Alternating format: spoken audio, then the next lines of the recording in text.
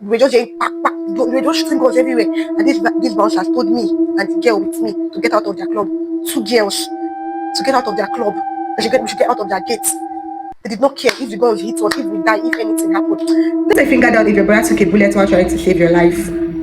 Put a finger down if you ran to an aboki that was selling suya and he told you he doesn't have knife to help you. Put a finger down if you ran into a club, even though you were robbed in front of the club and they had to pursue you out when bullets were going up and down. Put a finger down if Lagosians tried to steal your car after you were robbed and your brother was bleeding heavily. Put a finger down if Nigeria happened to you. So guys, welcome to part 2 of how my brother took a bullet for me. If you're yet to watch part 1, you have to go and watch part 1 to understand the context of this story and to know where I am. Right, they had beaten my brother up. They had collected our phones, they had collected money with us, they had collected everything with us. So my brother then I was on the floor. So this is from his own side of the story. He got up and started meeting. You know that I told you there's aboki, there's everything. He got up from the floor, ran to an aboki and told the aboki, do you have knife? Please give me knife. Aboki tell him, I don't have knife. How did aboki selling suya I don't have knife? Aboki told him, I don't have. Why was my brother looking for knives to attack these armed robbers? Because he was looking for me, his sister. He felt they had kidnapped me and they were already going with me. Because, like I said earlier, they took me far from where he was, so he wasn't seeing me again. Unknown to him that I'm just on the floor, unconscious. So he was looking for knives to start fighting these people, to pursue them and collect his sister back from them. Before you know it, my brother ran to his car, drove his car from where it was, because they were already going with their bike. They have gone with everything they wanted. They're already going with their bike. My brother ran to his car, collected his car, and started pursuing those people with bike to look for me, his sister. They were with guns. But I did not care that they were with guns. They still went to look for me. At that point, I started hearing shouting. I started hearing people screaming. I started hearing the other person that was with us screaming my name, my name. So I just got up from that floor immediately. I was unconscious. And I ran to the club. So the brother was pursuing them. He had not seen me. He was still pursuing them. So they stopped and began to come towards him with gun.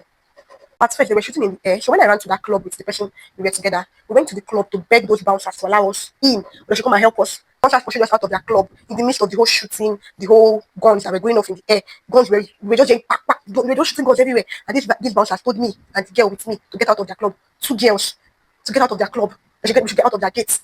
They did not care if the guns hit us, if we die, if anything happened. At that moment, my brother had not seen me. He was still looking for me, thinking that they had already kidnapped. They were trying to kidnap me. So under 5 minutes, these armed robbers, they all came back. And then there were about 6 armed robbers. They came back, but my brother was in his car, driving to pursue them.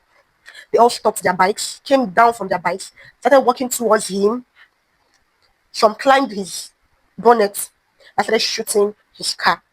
Another person went to the side mirror and was shooting at my brother. So they were shooting at him, and so my brother, what he did was, he was driving, a big Lexus 330. So he went under the driving, the wheels, I don't know what it's called, the whole driving side. He went under it to hide. So after they were shooting and everything, they felt probably they had killed him. So they left. So that was the time the Goshians knew that they would come out. That was the time everybody that had disappeared when we were getting robbed knew they could come out. That was the time the Aboki that lied that he did not have machete knew he could come out when they all felt everyone was dead. So mind you, he was bleeding on his arm. That's when people around knew that they would come. So they came, they gathered their car, and they're not saying, give us your car key, let's pursue them, what they collect from you. This give us your car key was just a way to steal my brother's car. Because tell me why somebody is in the back of the car bleeding. Nobody could say, let's carry him to the hospital. Nobody could say, let's look for a way to bandage the wound. Nobody could say any of those things. The only thing the coach could think of was to collect my brother's car key and drive away with his car. So the person that was shot should come down from the car. All of them should carry the car key and enter the car and drive away to pursue thief without scaring the person is still alive. They had not even checked if my brother was still alive. They had not even checked if he was still alive. They wanted to collect his car key.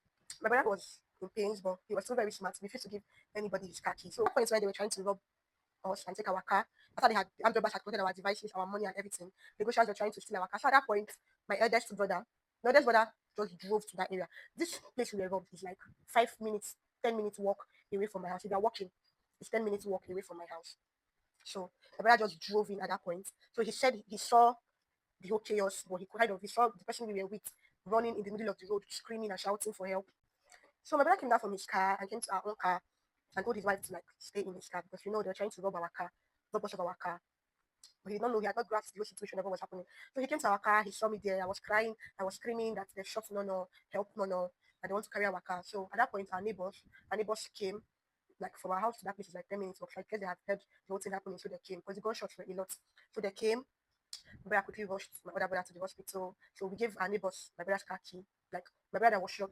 We gave our neighbor his car key to carry the car because the car was shot. I'll put a picture of the car here. The car was brutally destroyed with the bullets. So they carried the car. My neighbors carried the car. We were rushed to the hospital, and that's just it. That's just it. The doctor treated us, and yep, I'm alive. My brother is alive. What we lost was replenished, and just to say, may Lagos not happen to may Nigeria not happen to you, may Nigeria not happen to anybody, because not as much as this is a very disheartening situation, I still can't bring myself to walk that road at night. I still can't bring myself to think about it. I don't talk about it. I don't share it. I was robbed yet. I haven't really told anybody this story. So yep. The brand loves me so much.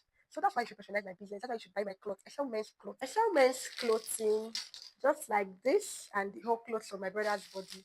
If you go down my page, you will see it. So please patronize us, patronize our business, and thank you for watching. Mwah.